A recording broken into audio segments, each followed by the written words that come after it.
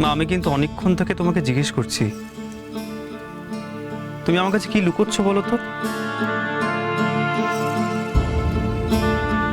তোমরা আমাকে কেউ কিছু কেন বলছো না?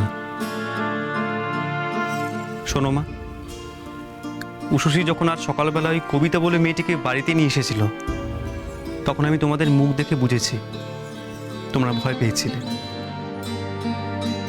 কেন মা, বলো না। দুঃখী মেয়ে মানুষকে বাইরে পৃথিবীতে একা একা ছেড়ে দেওয়া ঠিক কথা না। আর কি, তা কি নাম কি তোমার মেয়ে?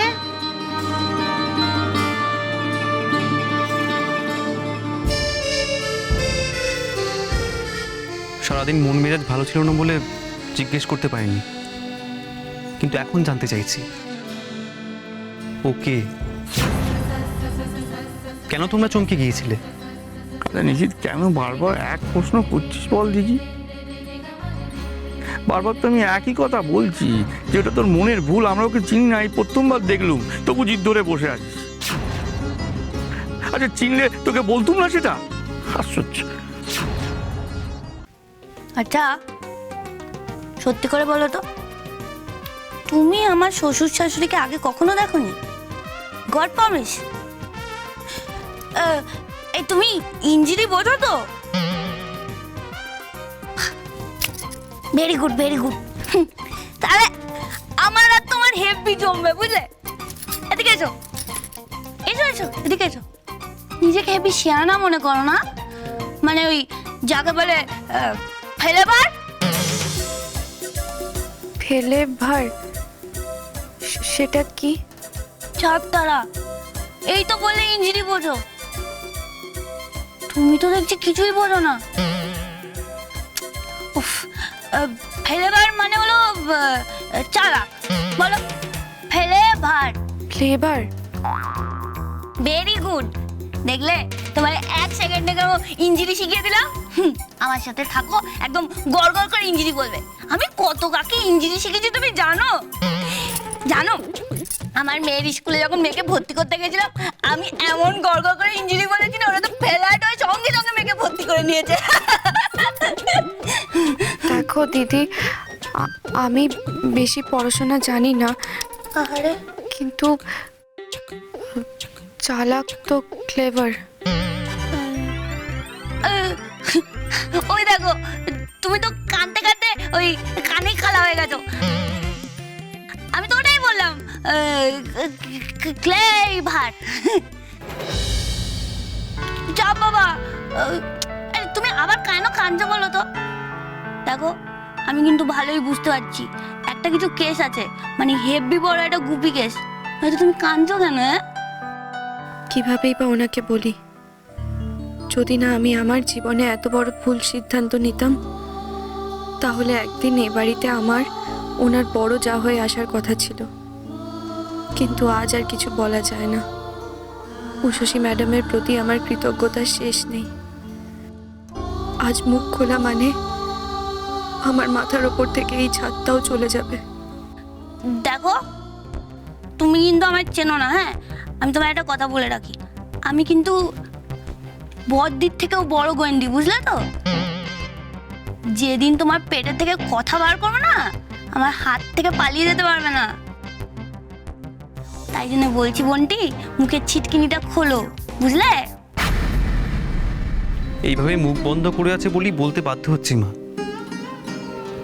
আমার মনে হচ্ছে তুমি এই মেয়েটার কথাই তুমি কাল রাতে বলছিলে,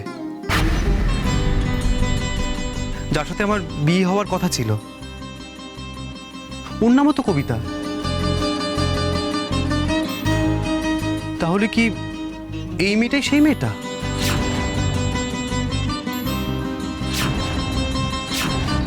দেখো মা, আমি কিন্তু সেই সময় মেয়েটিকে দেখতে যাইনি, এমনকি ছবিও না, তোমরাই দেখতে গিয়েছিলে।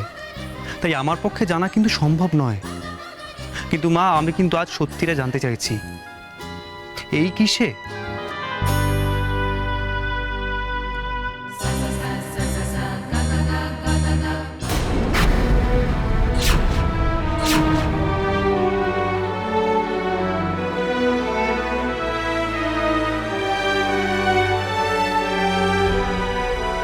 নিশীথ, অদৃষ্টের এক অদ্ভুত খেলার মুখে আজ আমরা দাঁড়িয়ে আছি।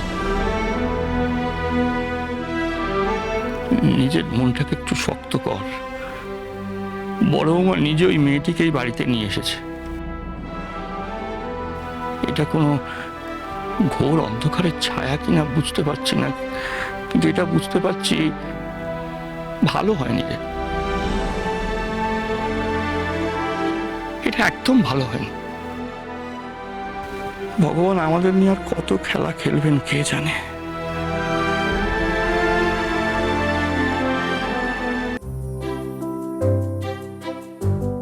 বেচারি নিশীথ রোজ রাতে বিছানা করে, আজ আমি করে দিই।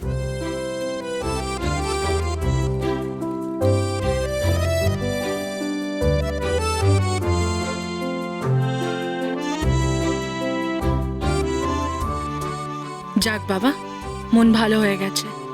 নিশিতা আর রেগে নেই, আর বাড়িতেও আর সেই রাগের পরিবেশ নেই মনে হচ্ছে।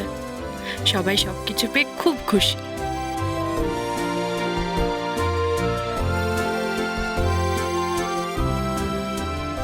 আর এদিকে এলিও কাল মাঝরাতে ধরা পড়বে। ওই টাইমটাই সব থেকে ভালো। মাঝরাতে ফোর্স যখন আসবে এলিকে অ্যারেস্ট করতে, মা একটু বিরক্ত হবেন ঠিকই, কিন্তু আমি জানি মা ঠিক আমাকে বুঝবেন। একটা অন্যায়কারী আমাদের বাড়িতে দিনের পর দিন লুকিয়ে থাকবে, মা সেটা কিছুতেই মেনে নিতে পারবেন না। মারাত্মক ভুল হয়ে গেল। সারাদিনের ঝক্কিতে জানাই হলো না কবিতা কেমন আছে। যাই, ওর সাথে একবার দেখা করে আসি। কি হলো? তোমাকে এমন চিন্তিত লাগছে কেন? আমি জানি তুমি আমার উপর রাগ করে নেই। সরি, আমি তোমাকে প্রমিস করছি, এবার থেকে তুমি যা বলবে আমি সব শুনবো। তাই আমি যা বলবো শুনবে? আমি যদি বলি কিচ্ছু বলতে হবে না, আমি সব শুনবো। তার আগে একবার আমি কবিতার ঘর থেকে ঘুরে আসি। বেচারি বড্ড দুঃখী মেয়ে। আমি ওকে নিয়ে এসেছিলাম, আর আমি একবার ওর সাথে দেখা করিনি। ও সব দায়িত্ব তো আমারই, তাই না? না,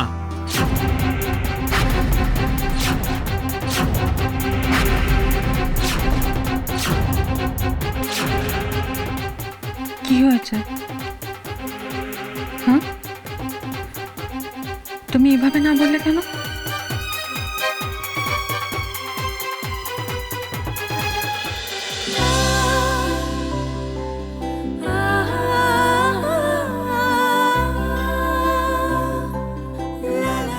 নিশীথ, কি হয়েছে তোমার?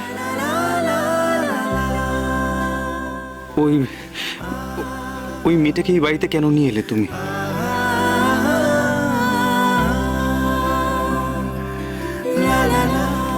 নিশীথ, তুমি এই কথা বলছো? আমি তো ভাবতেও পারছি না। ও একটা বিধবা মেয়ে, আমার কাছে কেঁদে পড়েছিল, ওর কোথাও থাকার জায়গা নেই। আমি ওকে বাড়িতে নিয়ে এসেছি বলে তুমি? নিশীথ, আমাদের মন তো এত ছোট না, না আমাদের বাড়ি এত ছোট যে দরকারে কেউ আশ্রয় নিতে পারবে না। তুমি দেখো না, যেমন এলি, এত গোলমেলে, তাও তো থাকছে এখানে। আমরা কি সত্যি ওকে বের করে দিয়েছি? আর বের করতে হবে না বুদ্ধি, ও নিজেই ভেঙে গেছে।